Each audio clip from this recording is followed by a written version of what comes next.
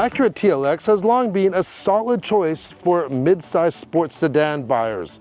It offers pretty decent performance, great looks, and a lot of premium standard features. In Canada, the TLX comes only with standard super handling all-wheel drive, so no front-wheel drive option, but that is available for US customers. For 2024, there is no more Platinum Elite trim, so just the A-Spec. And this slick-looking Type S here, it's $10,000 over the regular A-Spec. So today we're gonna find out, first of all, what you get for that, and is it worth it?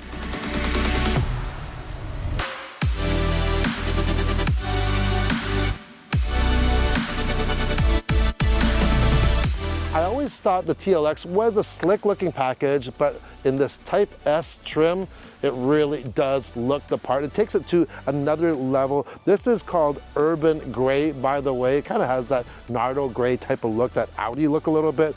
You do have this gloss black grille, the Type S badging, an aggressive front splitter on here. You get the chicane LEDs that are standard, as well as those jewel eye headlamps as well. The A-Spec comes standard with 19-inch wheels, where the Type S gets these sexy Y pattern 20-inch machined wheels. Now, these are available in a bronze color in the US. In Canada, I can't see an option for that. That's a little bit unfortunate. It does have this different look for sure, but the same type of pattern. Wrapped around there, you'll see these are summer performance tires instead of all seasons that you get on the A-Spec. And behind here, can't miss those big red calipers. You get 4-piston Brembo brakes on this Type S. The rear gets a Type S treatment as well. You do have those signature chicane style LED tail lamps, but check out the deck spoiler, a lot larger on here, as well as that aggressive rear valance. You get quad tip exhaust over the dual tip. If you open up the trunk, it's the same size of the regular A-Spec. Has lots of room. Here's our travel trunk right here. Fits in without issue. Even if we wanted to put it straight in, it'll fit. Just be aware, this opening here is not that high. So if you have taller items like my grocery crate that I use, I actually have to lay it on its side. But otherwise, nice flat storage. And if we want more room, we can just pull that remote handle and it'll fold that rear seat down. One thing to be aware of is if you do fold that rear seat down, the Type S has additional bracing, as you see here. So you will not get a fully unobstructed opening right through. One of the biggest differences with the Type S is what's underneath the hood. Instead of that 2-liter 4-cylinder VTEC putting out 277 horsepower, this has a 3-liter V6 turbocharged engine, puts out 355 horsepower and 354 pound-feet of torque, both matched to a 10-speed auto. So let's stop talking about the engine and let's drive it.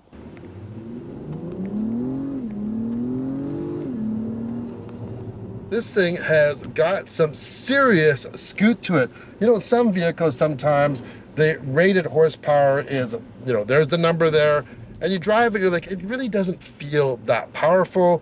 And others, it's the opposite, especially like BMWs. You know, I think they're very conservative with their numbers. This 355 horsepower feels like a true 355 horsepower, if not more. It just works so well. That turbocharged charger has very little lag to it, actually. The 10-speed transmission allows it to actually be in that right power band pretty well all the time. You do have paddle shifters, and there's even rev matching on here. So if you do want to use the paddles and do some manual shifting, you can do that. You do have different types of modes here. So we can go into our sport mode. All of a sudden, the exhaust note just changed as well. Now, if we go into our manual here, this thing has such a nice tune to it. And once again, it has a very, very connected feel with this transmission. Even though it's not a dual clutch transmission or anything, it works really well with this car. That's my general consensus so far driving this for a week, is everything complements each other. The beef that brakes make a huge difference. They're very, very powerful. Doesn't take much at all to get this vehicle slowed down right away. Transmission is very, very reactive to what you need. I'd like to take this on a track, actually, but even with some spirited driving, going to a corner, it gears down very predictably, which is what you want. And then you get the SH, or the super handling all-wheel drive. I've been a huge believer of this. I've actually tested this on a racetrack with race car drivers, Al Unser Jr. and Scott Goodyear, years back, where we tried out that system, you know, and it's only gotten better. But in that system, it was pouring rain, and we were taking it to the limit, right to the, as far as it could possibly go. And without that system, these cars would have went off the track without the super handling all-wheel drive. But it's not just for traction and control, of course, it's for handling. So as if you don't know, basically it's like a torque vectoring system, but it's not actually just using the brake bias to slow down one brake. It's actually using the power and increasing powers to certain wheels to actually rotate you around that corner. Visibility is good. You feel nice and low and snug in this cockpit, yet it's not going to beat you up like, you know, some other sports cars. This is a great sport touring car. Now, speaking of comfort, so we have these leather and ultra suede seats here. You can see the Type S in the headrest. They are 16-way powered seats for the front seats, opposed to 12-way on the A-Spec. So you do get a bump in adjustment right there. We have dual 12.3-inch screens. That's standard for all TLXs as well. Wireless Apple CarPlay, Android Auto, but we do get the 360 camera, which is really nice. And there is a button right on the wiper stock. When you actually hit it, it will offer that surround view if you're not going too fast like we are right now. And we have a power sunroof. Both A-Spec and Type S get that 3D ELS 17 speaker system. Sounds great. I own an Acura TL with the ELS system. Great system, they really are. Our Canadian cars, on the most part, are the same as US cars. Sometimes they're spec'd a little bit different. For instance, on this Type S, we do not have a 10-inch color head-up display. In the US, you do get a head-up display on your Type S. So that's a little unfortunate, but we do get standard heated and ventilated front seats, as well as a heated steering wheel, and that comes standard with the TLX. A lot of people criticized the infotainment system, or how it works with basically the True Touch. Basically, wherever you touch is going to correspond with what's on the screen. I've used it for several years. I don't have an issue with it, but that's me. I think it's actually quite intuitive. Sometimes, yeah, you kind of miss the mouse area if you're using like a CarPlay or Android Auto, but if you're using the native application that they have, it works very good. And I like they have the home screen, and they have a button for everything, or kind of a slider for everything. It works well. For your comfort as well as handling, the Type S comes standard with adaptive dampers. That's also a big plus. You can stiffen it up if you want to do a little bit of more spirited driving, or just have it in just normal mode, just for every day. So I like that option on any vehicle that gives me adaptive suspension. It's a huge plus for me. Since this is a 4-door sedan, you may be putting passengers in the back seat, so let's have a look. Whether you get the A-Spec or the Type S, there is no compromise in space, whether it's cargo space or passenger volume here. Where in the back seat, there is a fairly large hump for the drivetrain. My knees are not touching, and this is set where I would actually sit. My head is not touching, it's close, but the seats are quite comfortable. They are really comfortable, actually. Nice and soft. I'm not sure for a long ride, but for now, feels good. You do have 2 USB-Cs, and you have air vents back here as well.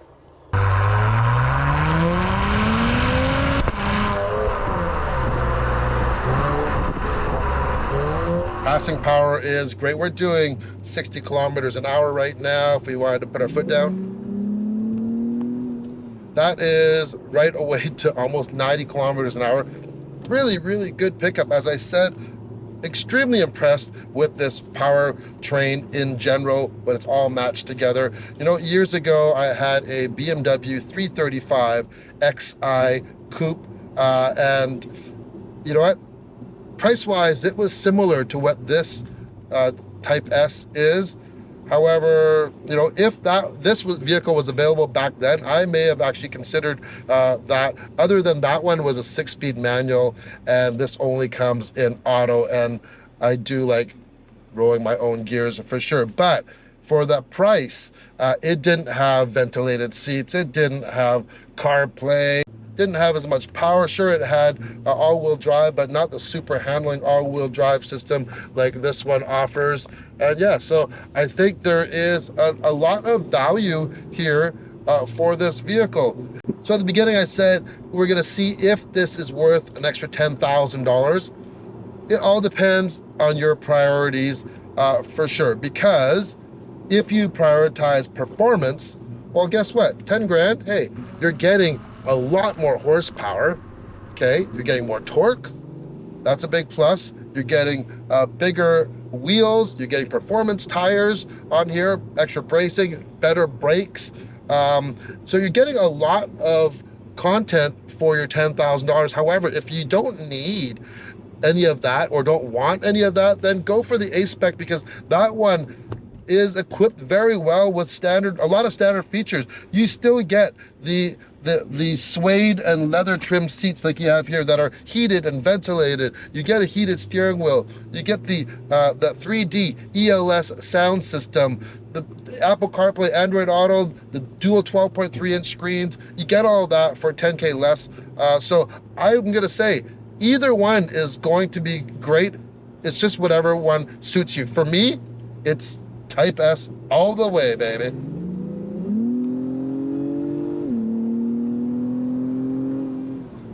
Man, I'm serious. I'm really, really surprised at this Type S.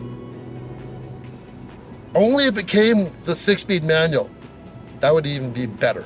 But I can handle this. I can live with this daily for sure. So that's it for our look at the Type S TLX. Let me know, what do you think in the comments? Right down there. If you like the video, give it a thumbs up and subscribe if you haven't already. See you in the next video. Ciao.